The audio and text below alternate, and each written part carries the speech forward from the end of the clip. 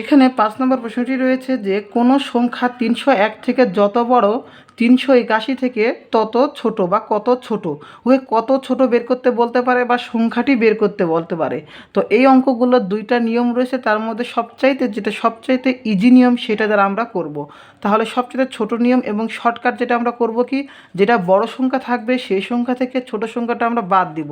তাহলে বড় সংখ্যা কত রয়েছে ৩৮১, ছোট সংখ্যা কত ৩০১, সেটা বাদ দিয়ে আমরা 2 দ্বারা ভাগ করে দিব। এই ভাগ করে যেটা পাবো সেটা আমার কত ছোট সংখ্যাটি, ওকে। অর্থাৎ এখান থেকে তত বড় হবে যোগ হবে এবং এখান থেকে তত বিয়োগ হবে, অর্থাৎ তত ছোট হবে। এবং সংখ্যাটি কত হবে, আমরা এই সংখ্যার সাথে যে সংখ্যাটি পাবো সেটা যোগ করে দিলে আমরা সংখ্যাটি বের করতে পারবো। তাহলে ৩৮১ থেকে ৩০১ বাদ দিলে কত হবে ৮০/2। তাহলে ৮০কে যদি আমরা 2 দ্বারা ভাগ করি কত পাবো 40 পাবো। তাহলে কত ছোট সংখ্যাটি 40 ছোট, ওকে।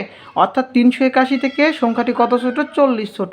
তাহলে এখান থেকে আমরা যদি 40 বাদ দিই তাহলে সংখ্যাটি পাবো কত ৩৪১। আমাদের উত্তরটা ৩৪১ হবে।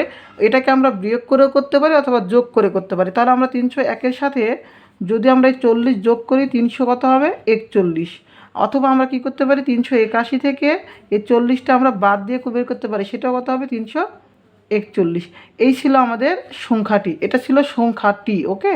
এটা ছিল আমাদের সেই সংখ্যা এবং কত ছোট সেটা, এবং 40 সংখ্যা এত ছোট, এটা হলো এত ছোট। ক্লিয়ার? এইভাবে আমরা অঙ্কটি সমাধান করতে পারবো।